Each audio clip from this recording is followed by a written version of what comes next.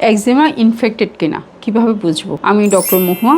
আজকে আলোচনা করি একজিমা ইনফেক্টেড কিনা সেটা নিয়ে, অথবা আমরা কখন কিভাবে বুঝতে পারবো। একজিমা হচ্ছে সবসময় একটা রোগ, এটা হচ্ছে ক্রনিক ইনফ্ল্যামেটরি ডিসঅর্ডার। যখন আমরা হচ্ছে যে ইনফেক্টেড হয়ে যায়, তার মানে বিভিন্ন ধরনের ভাইরাস, ব্যাকটেরিয়া অথবা ফাঙ্গাস এটার মধ্যে ঢুকে পড়ে একজিমাটাস কন্ডিশনের মধ্যে, তখন কিন্তু এটা একটা ইনফেকশাস কন্ডিশনে এসে যায়। ইনফেকশাস হলে আমরা কিভাবে বুঝবো? এখান থেকে দেখা যাবে হয়তো ছোট ফুসকুড়ির মতো বেশি করে উঠবে, অথবা পানি পড়বে, অনেক সময় জ্বর আসতে পারে। তাছাড়া হচ্ছে বিভিন্ন ধরনের ক্রাস্ট ফর্ম হতে পারে, অথবা যে লালচে ভাবটা অথবা ফুলা ভাবটা এটা বেশি বেড়ে যাবে। তখনই আমরা বুঝতে পারবো যে এখানে একটা সেকেন্ডারি একজিমাটাইজেশন হয়েছে অথবা সেকেন্ডারি কোনো ইনফেকশন হচ্ছে। ট্রিটমেন্টের ক্ষেত্রে আমরা কি করব? আমাদেরকে কোনো ক্লিয়ার হচ্ছে কিনা সেদিকে খেয়াল রাখতে হবে। ট্রিগারিং যে ফ্যাক্টরগুলো আছে একজিমা সম্পর্কে আগেও আমরা বেশ কিছু ভিডিও করেছি, যেগুলো আপনারা আমার ফেসবুক, ইউটিউব, তারপর হচ্ছে টিকটকে পাবেন, ওখানে দেখে নিতে পারেন।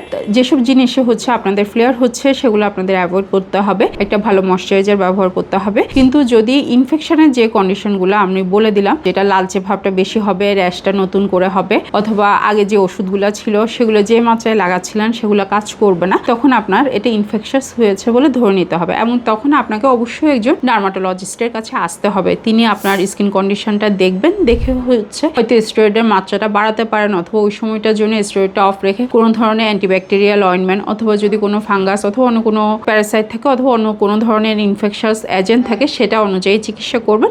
এবং পরবর্তীতে যখন আপনার ইনফেকশনটা কন্ট্রোল হয়ে যাবে, তখন যে হচ্ছে উনি একজিমার যে মেইন ট্রিটমেন্ট মডালিটিসগুলো আছে ওগুলাতে শিফট করতে পারেন। এজন্য আপনাদের কাছে অনুরোধ হচ্ছে, যদি কখনো একজিমাটাকে খুব বেশি ইনফেকশাস কন্ডিশনে দেখেন, তখন ভয় পাবেন না, একজন ডার্মাটোলজিস্টের কাছে আসতে পারে এবং তার পরামর্শ অনুযায়ী যদি চিকিৎসা নেন, অবশ্যই আপনারা একটা ভালো ফল পাবেন। ধন্যবাদ সবাইকে।